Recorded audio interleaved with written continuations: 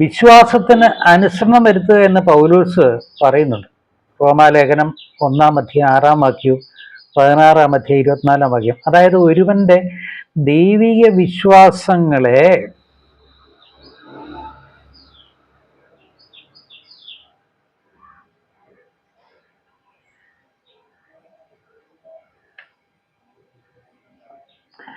അനുസരണത്തിലേക്ക് നയിക്കുമ്പോഴാണ് യഥാർത്ഥ ദൈവഹിതവും ദൈവവിളിയും ആകുന്നത്.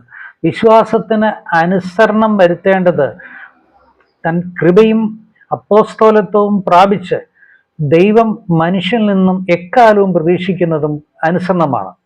എന്നാൽ ആദ്യ ഹവ്വയിലും പിന്നെ ആദാമിലും തുടങ്ങി ഇന്നുവരെയും ദൈവത്തോടുള്ള അനുസരണം എന്നിൽ കൂടെയും നിങ്ങളിൽ കൂടെയും തുടരുകയാണ്. അത് മനുഷ്യരിൽ മാത്രമല്ല, ചരിത്രം പരിശോധിച്ചാലും എല്ലാം പരിശോധിച്ചാലും മനസ്സിലാക്കാൻ കഴിയുന്നത് മനുഷ്യർക്ക് മാത്രമല്ല, പക്ഷിമൃഗങ്ങളും അനുസരണക്കേട് കാണിക്കാറുണ്ട്, അനുസരണക്കേടും കാണിക്കാറുണ്ട്. അപ്പോൾ മനോധർമ്മമാണ് ഈ അനുസരണക്കേണ്ട ഒന്ന്, അല്ലെങ്കിൽ ഇച്ഛാശക്തി. ഒരാളുടെ ഇച്ഛയായിരിക്കില്ല മറ്റൊരുവൻ്റെ. ഇരുവരും തങ്ങളുടെ യുക്തിക്കും ചിന്തയ്ക്കും ആഗ്രഹത്തിനും പ്രാധാന്യം കൽപ്പിക്കുമ്പോൾ ഭിന്നത സ്വാഭാവികമായി ഉടലെടുക്കുകയും പ്രശ്നങ്ങൾ അവിടെ ഉണ്ടാവുകയും ചെയ്യും.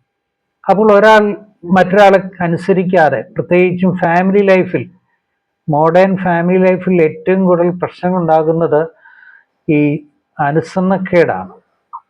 ഞാനെന്തിനാ, എനിക്ക് വിദ്യാഭ്യാസമുണ്ട്, തൊഴിലുണ്ട്, വരുമാനമുണ്ട്, ഞാനെന്തിനാ ഭർത്താവിനെ അനുസരിക്കുന്നത്?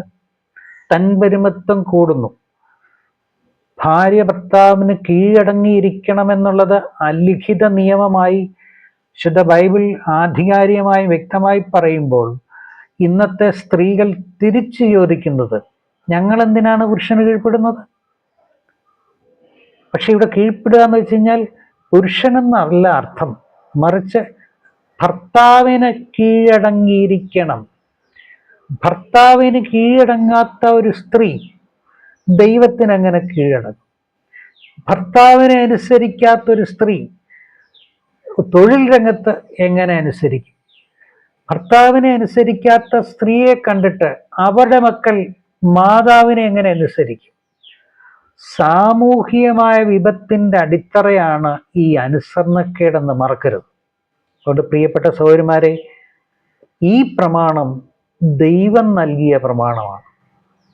ഈ പ്രമാണം അനുസരിക്കാത്തത് കൊണ്ടാണ് ആധുനിക കാലത്തെ കുടുംബ ബന്ധങ്ങൾ ശിഥിലമാകുന്നതും ഇത് കണ്ടു വളരുന്ന കുട്ടികൾ പ്രശ്നങ്ങളിലേക്ക് പോവുകയും 18 വയസ്സ് തികയുമ്പോൾ വ്യക്തി സ്വാതന്ത്ര്യം ഇന്ത്യയിലുണ്ട്, അവർക്ക് തങ്ങൾക്ക് ഇഷ്ടമുള്ള ഇണയെ തിരഞ്ഞെടുക്കുകയും മദ്യത്തിനും മയക്കുമരുന്ന് അടിമയായിപ്പോയി അവരെ ശിക്ഷിക്കാനോ ശാസിക്കാനോ അമ്മമാർക്ക് കഴിയാത്തതിൻ്റെ കാരണം ഇതാണ്. കൗൺസിൽ എടുക്കുന്നത് എനിക്ക് നന്നായിട്ടറിയാം. കുട്ടികൾ, പ്രത്യേകിച്ചും അഡോൾസൻസ് പീരീഡ്, 18 വയസ്സ് വരെയുള്ള കുട്ടികളെ പഠിപ്പിക്കാനാണ് ഏറ്റവും ബുദ്ധിമുട്ട്. പെഡാഗോഗിക്കൽ സ്റ്റഡി ഉണ്ട്. പെഡാഗോഗിക് എന്ന് വെച്ചാൽ പാദമുറയ്ക്കുന്നത്, പിച്ച വെച്ച് നടക്കുന്നതല്ല, അതിനുശേഷം ഉറച്ച പാദത്തോടെ നടക്കുന്നതാണ് പെഡാഗോഗിക്കൽ സ്റ്റഡി. പെഡസ്റ്റേറിയൻ എന്ന് വെച്ച് കഴിഞ്ഞാൽ ഫുട്പാത്ത് എന്നാണ് ഇവിടെ നമുക്ക് അറിയുന്നതെങ്കിൽ ശരിയായ പദം പെഡസ്റ്റേറിയൻ. സൈക്കിളിന് പെഡലുണ്ട്, 2 വീലറിനൊക്കെ പെഡലുള്ളതുപോലെ പെഡസ്റ്റേറിയൻ.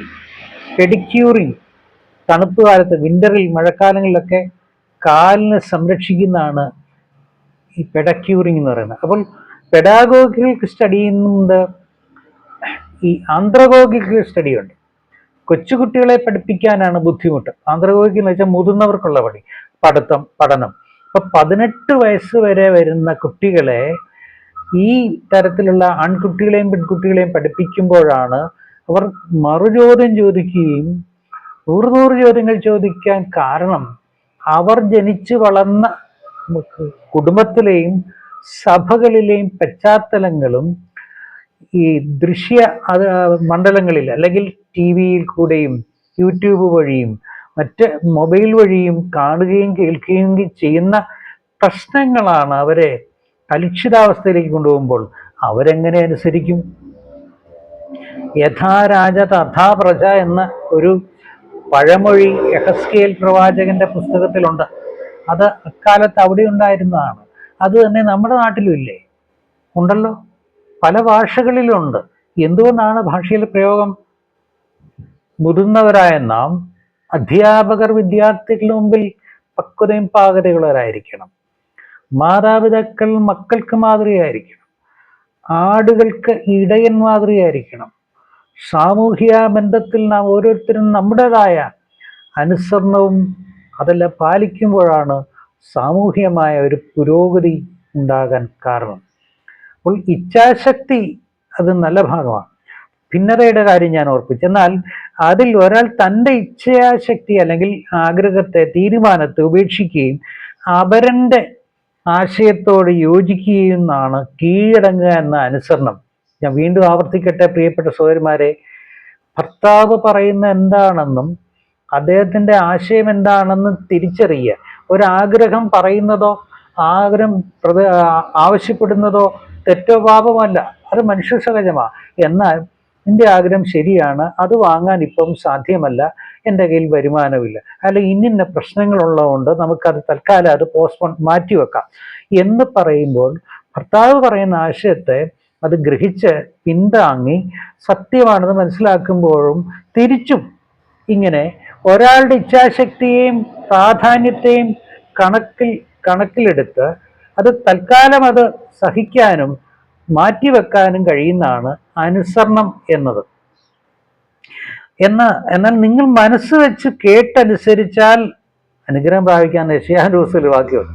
അത് ഇതുമായിട്ട് ബന്ധമൊന്നും അല്ലെങ്കിലും ഞാനത് കണക്ട് ചെയ്ത് പറഞ്ഞതേ ഉള്ളൂ. യെശയ്യാ പ്രവാചകന്റെ പുസ്തകത്തിൽ 1-ാം അധ്യായം 19-ാം വാക്യം, if you are willing and obedient, നിങ്ങൾ മനസ്സ് വെച്ച് കേട്ടനുസരിക്കണം.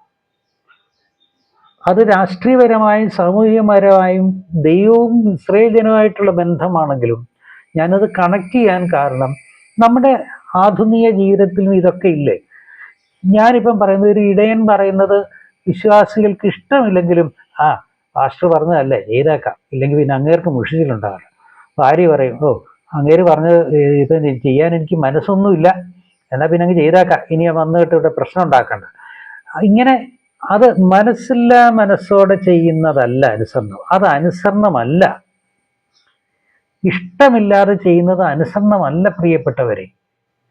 നല്ല മനസ്സോടെ വ്യക്തികളുടെ ബന്ധത്തിലും ദൈവവും വ്യക്തികളും തമ്മിലുള്ള ബന്ധത്തിലും, അതാ ഞാൻ ആരംഭത്തിലേ പറഞ്ഞത്, ഈ അനുസരണമില്ലാതെ യാഗം കഴിക്കാം, ആരൊക്കെയോ കാണിക്കാൻ വേണ്ടിയിട്ട്. അതുകൊണ്ടാണ് യേശുക്രിസ്തു പരീശന്മാരെയും ശാസ്ത്രിമാരെയും ഒക്കെ പരസ്യമായി ഇൻസൾട്ട് ചെയ്യുന്ന പോലെ സംസാരിക്കാൻ കാരണം അവർക്ക് ഉള്ളിൽ ദൈവഭയമില്ല. ഉദാഹരണമൊക്കെ പറഞ്ഞത് വളരെ ശക്തമായൊരു സന്ദേശമാണ്.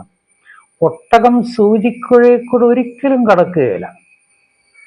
അതിന് ആധുനിക കാലത്ത് എത്ര ടെക്നോളജി വന്നെന്ന് പറഞ്ഞാലും അത് കടക്കുകയില്ല, പോസിബിലിറ്റി ഇല്ല.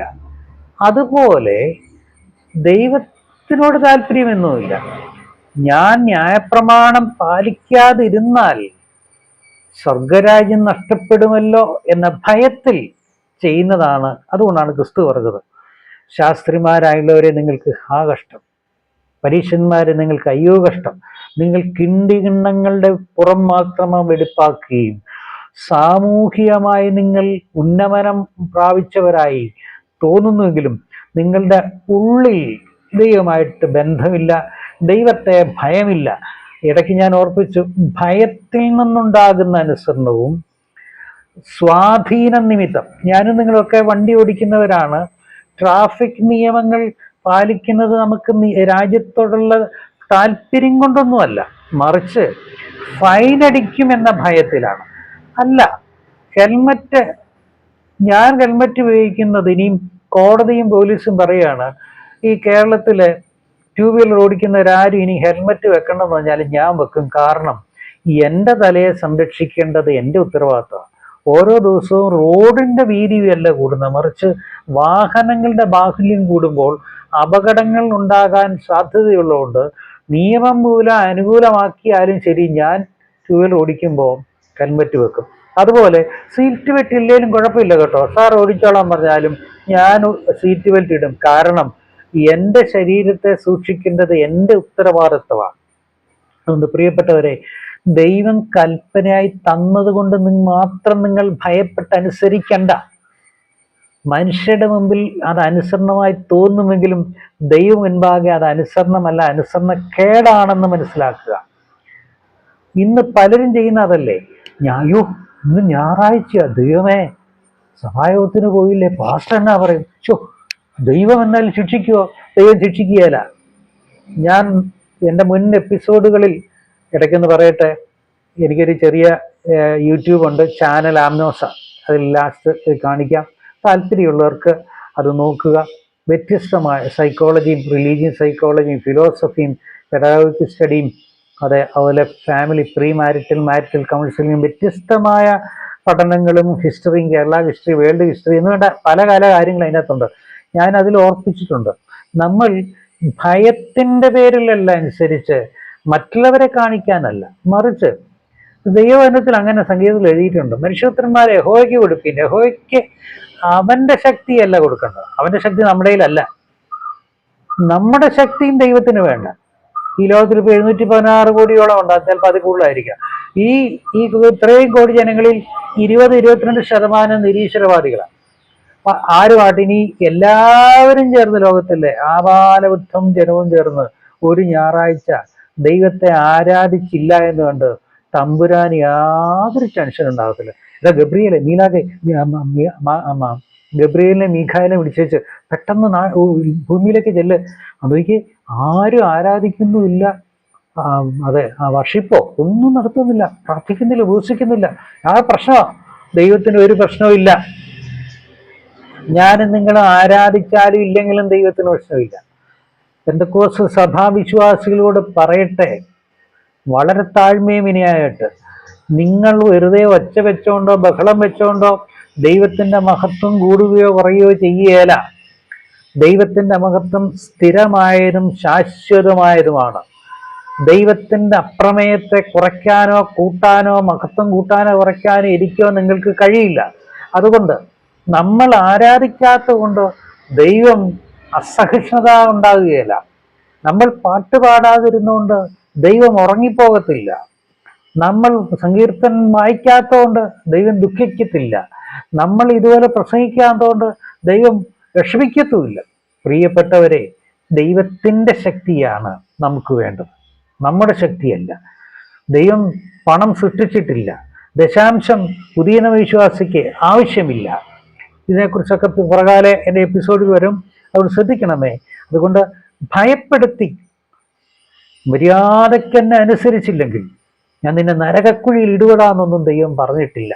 അങ്ങനെയുള്ള ദൈവത്തെ സേവിക്കേണ്ട, ആരാധിക്കരുത്, അങ്ങനെ ഒരു പരാമർശം വിശുദ്ധ ബൈബിളില്ല. അതുകൊണ്ട് ദൈവത്തെ സ്നേഹിക്കാനും ദൈവത്തെ ബഹുമാനിക്കാനും പറഞ്ഞ അതേ ദൈവം തന്നെയാണ് പുതിയ നിയമവിശ്വാസികൾ പറഞ്ഞത്, ഭാര്യ ഭർത്താവിനെ ബഹുമാനിക്കണം, അപ്പോൾ ഭർത്താവ് ഭാര്യയെ സ്നേഹിക്കണം. പുരുഷൻ സ്നേഹിക്കാൻ ആഗ്രഹിക്കുകയല്ല, മറിച്ച് ബഹുമാനമാണ് ആഗ്രഹിക്കുന്നത്. ഒരു ഓഫീസർ സഹപ്രവർത്തകരിൽ നിന്നും, ഒരു അധ്യാപകൻ വിദ്യാർത്ഥികളിൽ നിന്നും, മാതാപിതാക്കൾ മക്കളിൽ നിന്നും ഇങ്ങനെ അന്യോന്യം ബഹുമാനം ആഗ്രഹിക്കുകയാണ്. പുരുഷൻ എപ്പോഴും ബഹുമാനം ആഗ്രഹിക്കുമ്പോൾ സ്ത്രീ ആഗ്രഹിക്കുന്നത് സ്നേഹമാണ്. എൻ്റെ അച്ഛൻ എന്നെ മാത്രം സ്നേഹിക്കണം, വേറെ ആരും സ്നേഹിക്കരുത്.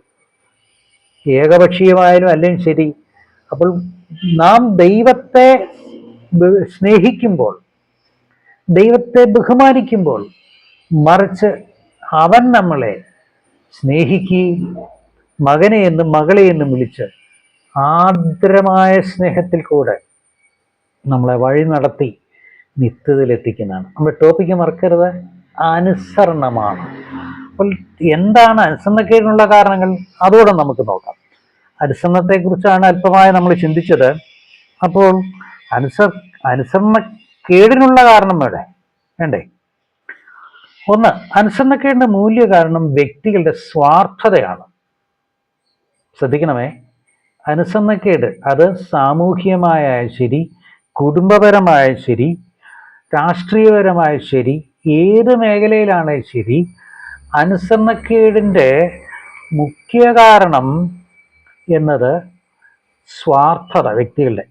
താൻ ആളെയോ ദൈവത്തെയോ അനുസരിക്കുമ്പോൾ ഞാൻ ദൈവത്തിന് അല്ലെങ്കിൽ അയാൾക്കല്ലെങ്കിൽ അവന് കീഴ്പ്പെട്ടു പോകുന്നു എന്ന ബാലിശമായ ചിന്താഗതി ഒരുവനെ അനുസരണക്കേടിലേക്ക് അല്ലെങ്കിൽ അനുസരിക്കാതിരിക്കാൻ പ്രേരിപ്പിക്കുന്നു. ആധുനിക സ്ത്രീകളുടെ ഈ ചിന്താഗതിയാണ് ഞാൻ നേരത്തെ ഓർപ്പിച്ചതുപോലെ കുടുംബ ബന്ധങ്ങളെ ശിഥിലമാക്കുന്നത്. താനും ജോലിയും എന്നോട് തുറന്നു പറഞ്ഞിട്ടുണ്ട്, പ്രത്യേകിച്ചും ഗൾഫിലൊക്കെ. ഭാഷക്കറിയാമോ, ചേട്ടനേക്കാളും ശമ്പളം എനിക്കാണ്. അദ്ദേഹം ഇല്ലാത്തപ്പോഴാണ് കേട്ടോ. അതുകൊണ്ട് അദ്ദേഹത്തോട് ഞാൻ പറഞ്ഞിട്ടുണ്ട്, 1 രൂപ 1 ദിനാർ രണ്ടാഴ്ച ശരി, ഞാനറിയണം, ആർക്കു വേണമെങ്കിൽ കൊടുത്തോട്ടെ. ഇത് ശരിയല്ലത്. ധനം അല്ലെങ്കിൽ ജോലിയുടെ സ്റ്റാറ്റസ് അനുസരിച്ചും ധനസ്ഥിതി അനുസരിച്ചുമാണോ ഭർത്താവ് അനുസരിക്കേണ്ടത്? അല്ലല്ലോ. അങ്ങനെ നോക്കിയിട്ടാണോ വിവാഹം കഴിച്ചത്? അങ്ങനെയാണെങ്കിൽ ഹൗവയെ എന്തിനാ ദൈവം സൃഷ്ടിച്ചത്? ധനമഹത്വം കണ്ടിട്ടാണോ? അല്ലല്ലോ. സൗന്ദര്യം കണ്ടിട്ടാണോ? വിദ്യാഭ്യാസം കണ്ടിട്ടാണോ? ഒന്നുമല്ലല്ലോ. അപ്പോൾ ശ്രദ്ധിക്കേണ്ടത് ജോലിയോ സമ്പാദ്യമോ വിദ്യാഭ്യാസമോ ഒന്നും അല്ല അനുസരണക്കേന്റെയും മാനദണ്ഡങ്ങൾ. മറിച്ച് ദൈവത്തിൻ്റെ വ്യവസ്ഥയിൽ ഭർത്താവിനെ ബഹുമാനിക്കുക, ഭർത്താവ് എന്ന നിലയിൽ ബഹുമാനിക്കണം. അപ്പോൾ ഭർത്താവ് ഭാര്യ എന്ന നിലയിൽ സ്നേഹിക്കണം. ഇത് നേരെ തിരിച്ച് ഭരിക്കുകയാണെങ്കിലോ, ഭാര്യ ഭർത്താവിനെ ഭരിച്ചിട്ട് നിങ്ങളിങ്ങനെ പോകണം, ഇപ്പൊ എവിടെയാ നിൽക്കുന്നത്, എപ്പോഴാ വരുന്നേ, ഇതൊക്കെ മറ്റുള്ളവരെയും കുട്ടികളുടെ മുമ്പിലാകുമ്പോൾ കുട്ടികൾക്ക് മനസ്സിലാകും ഡാഡി മമ്മിയും മമ്മി ഡാഡിയുമായി. അപ്പൊ അപ്പൻ ഡാഡി എന്ന് അങ്ങനെ വിളിക്കേണ്ടി വരുമോ? അപ്പൻ മമ്മി എന്ന് വിളിക്കേണ്ടി വരും. അപ്പൊ മമ്മി ഇപ്പം ഡാഡിയായി, ഡാഡി ഇപ്പം മമ്മിയായി. പാഷന്മാരുടെ വീട്ടിലും സെൻട്രൽ പാർഷ ഓവർസിയറുടെ വീട്ടിലും ഒക്കെ ഉണ്ട്. ഇപ്പൊ തിരുമേനിമാർ രക്ഷപ്പെട്ട് അവർ കല്യാണം കഴിക്കാത്തുണ്ട്. ഓർക്കണം, വിവാഹം കഴിക്കേണ്ടത് ഉത്തരവാദിത്വം ഒന്നല്ല, കഴിക്കാതെ ജീവിക്കാം. പക്ഷെ വിവാഹം ചെയ്യുന്നു എങ്കിൽ, അതും ബിബ്ലിക്കലി വിവാഹം ചെയ്യുന്നുവെങ്കിൽ സമൂഹത്തിന് മുമ്പിൽ ഇന്നത് ചെയ്യാമെന്നും ഇന്നത് ചെയ്യരുതെന്നും പരസ്യമായി നമ്മൾ ആഹ്വാനം നൽകിയിട്ട് വിവാഹം കഴിച്ച ചില മാസങ്ങൾ കഴിയുമ്പോൾ ഭാര്യ ഭർത്താവാകുന്നു, ഭർത്താവ് ഭാര്യയാകുന്ന ഈ കൺവേർഷൻ ശരിയാണോ? പിന്നെങ്ങനെ കുട്ടികൾ ശരിയാകും? അപ്പോൾ അതിനാൽ തന്നെ ആരും ഭരിക്കേണ്ട. പക്ഷെ തിരുവെഴുത്ത് വ്യക്തമായി പറയുന്നു, ക്രിസ്തു പുരുഷൻ സ്ത്രീ എന്ന നില മറക്കരുത്. വീണ്ടും ഓർപ്പിക്കുന്നു, ക്രിസ്തു പുരുഷൻ സ്ത്രീ. പുരുഷന് ക്രിസ്തു തലയാണ്, സ്ത്രീക്ക് പുരുഷൻ തലയായിരിക്കണം. ഇന്ന് ഏത് ക്രിസ്തീയ ഭവനത്തിലെ സ്ത്രീക്കാണ് പുരുഷൻ തലയാകുന്നത്? 2, അനുസരണക്കേടിൻ്റെ ഒന്നാമത്തെ കാരണം ഓർപ്പിച്ചു. രണ്ടാമത്തെ കാരണം സ്വന്തം സ്ഥാപിത താല്പര്യങ്ങൾക്ക് വരുന്ന വിൽഖനങ്ങളെ ഓർത്ത്. എനിക്ക് എൻ്റെതായ സ്ഥാപിത താല്പര്യങ്ങളുണ്ട്. ഇത് നിമിത്തം ഞാൻ ഓഫീസറെയോ ഭർത്താവിനെയോ ഭാര്യയോ മറ്റുള്ളവരെയോ ഒക്കെ അനുസരിച്ചാൽ, അതായത് ഇൻഫിനിറ്റി കോംപ്ലക്സ് എന്ന് ഇംഗ്ലീഷിൽ പറയും. എൻ്റെ സ്ഥാപിത താല്പര്യങ്ങൾ സത്യമാണെന്ന് എനിക്ക് നന്നായി അറിയാം ആ വിഷയം. പക്ഷേ എൻ്റെ കോംപ്ലക്സ് അതനുസരിക്കാനും സമൂഹത്തിന് മുമ്പിൽ ഞാൻ അനുസരിച്ചു, അയാൾ നട്ടലില്ലാത്തവന്, അതല്ല.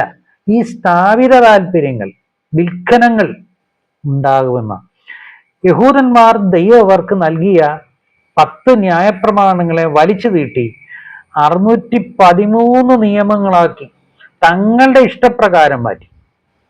10 പ്രമാണമേ ദൈവം കൊടുത്തിട്ടുള്ളൂ, ഇന്നും 10 പക്ഷേ ഇവർ നൂറ്റാണ്ടിൽ കഴിഞ്ഞപ്പോൾ അവരുടെ സൗകര്യാർത്ഥം പുരോഹിതന്മാരും ശാസ്ത്രിമാരും പരീക്ഷന്മാരും അതിൻ്റെ അകത്തെല്ലാം വെള്ളം ചേർത്ത് വലിച്ചു നീട്ടി തങ്ങൾക്ക് ഉപകാരപ്രദമായ നിലയിൽ, തങ്ങൾക്ക് യോജിച്ച നിലയിൽ ന്യായപ്രമാണത്തെ നീട്ടി 613 ആക്കി. എന്നിട്ട് അവരിരുന്ന് ന്യായാസനത്തിലിരുന്ന് തങ്ങളുടെ വിശ്വാസികളോട് പറയും, ശാബത ദിവസം മുട്ടയിട്ട കോഴി അത് തിന്നാൻ പാടില്ല, ഒരു ശാബത്ത് വഴി ദൂരം എന്ന് പറയുന്നത് 2000 മുഴമാണ്. ഇതൊക്കെ പ്രമാണത്തിലില്ല കേട്ടോ. പക്ഷെ ഇതൊക്കെ പ്രമാണം കെട്ടിയേൽപ്പിച്ചു. പ്രഭാതം മുതൽ പ്രദോഷം വരെയാണ് ഒരു ശാബത്ത് ദിവസം.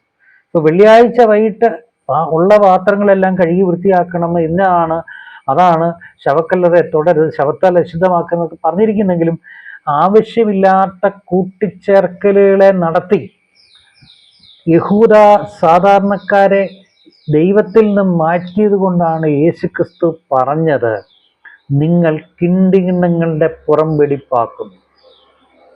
ശരിയല്ലേ? ഇന്നും ഇത് തന്നെയല്ലേ ദൈവമക്കളെ? ഇന്നത്തെ ക്രൈസ്തവരിൽ എപ്പിസ്കോപ്പസ് സഭകൾ അവർ വഴിമാറിപ്പോയി, സത്യപ്രമാണം വിട്ടുപോയി. ഇനി അതിൽ നിന്ന് 16-ാം നൂറ്റാണ്ട് പോലെ തുടങ്ങി പ്രൊട്ടസ്റ്റന്റാനിസം, ദൈവവചനത്തിനും ദൈവകൃപയ്ക്കും പ്രമാണത്തിനും എതിരെ നിൽക്കുന്നതിനെല്ലാം എതിർക്കുക എന്നാണ് മാർട്ടിൻ ലൂതർ കിങ് നേതൃത്വത്തിൽ വന്ന പ്രൊട്ടസ്റ്റന്റാനിസം എന്ന പദത്തിലുണ്ടായത്.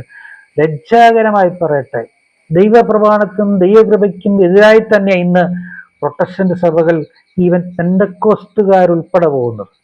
ഇനി നാം ആരെയാണ് ചെത്തിമിനിക്കേണ്ടത്? ഇനി നാം എങ്ങനെ പരീശന്മാർക്കെതിരെ വിലച്ചുണ്ടും? ശാസ്ത്രിമാർക്കെതിരെ നമ്മൾ എങ്ങനെ വിലച്ചുണ്ടും? പൗരോഹിത്യത്തിനെതിരെ നമ്മൾ എങ്ങനെ വിലച്ചുകൊണ്ടും? അവരെക്കാൾ അധംപതിച്ചില്ലേ? നമുക്ക് മനസ്സെന്നക്കേട് വന്നു. ഞാനും നിങ്ങളും മനസ്സെന്നക്കേടിൽ കൂടെയാണ് പോകുന്നത്. ദൈവപ്രമാണം വിട്ടുപോയി, രാജ്യപ്രമാണം വിട്ടുപോയി. നാം ആർക്കൊക്കെയോ വേണ്ടി ജീവിക്കുമ്പോൾ മടങ്ങി വരാൻ യേശുക്രിസ്തുവിൻ്റെ നാമത്തിൽ ഞാൻ നിങ്ങളെ ആഹ്വാനം ചെയ്യുകയാണ്. ഇനി സബ്ജക്റ്റിലേക്ക് നമുക്ക് വരാം. എന്താ ഇവിടെ അനുസരണക്കേട് കാണിച്ചത്? ഒരപ്പൻ 2 മക്കളോട് പറയുന്ന വിഷയം മനസ്സിലായോ? ഈ മക്കൾ എന്താ ചെയ്തത്? ഒരു മകനോട് അപ്പം പറഞ്ഞു, മോനെ നീ ഇന്നെൻ്റെ മുന്തിരിത്തോട്ടത്തിൽ പോയി വേല ചെയ്യണം. അപ്പാന്ന് പറഞ്ഞു. പോയില്ല താൻ. അത് ഒരു കണക്കിന് നല്ലതാണ്. മൂത്ത മകനോടാ പറഞ്ഞത്. ഇവിടെ അപ്പൻ്റെ പേരും രേഖപ്പെടുത്തിയിട്ടില്ല, മക്കളുടെ പേരുമില്ല. അതുകൊണ്ട് അത് ഉപമയാണോ കഥയാണോ എന്ന് എനിക്കറിയില്ല. യഥാർത്ഥമാണെങ്കിൽ അപ്പൻ്റെ പേരും മക്കളുടെ പേരും ഉണ്ടാകാം. പക്ഷെ യഹൂദ പശ്ചാത്തലത്തിൽ യേശുക്രിസ്തുവിൻ്റെ കാലഘട്ടത്തിലെ ചരിത്രപരമായ പശ്ചാത്തലവും സാമൂഹികമായ പശ്ചാത്തലമാണ് ഈ ചിത്രീകരണം.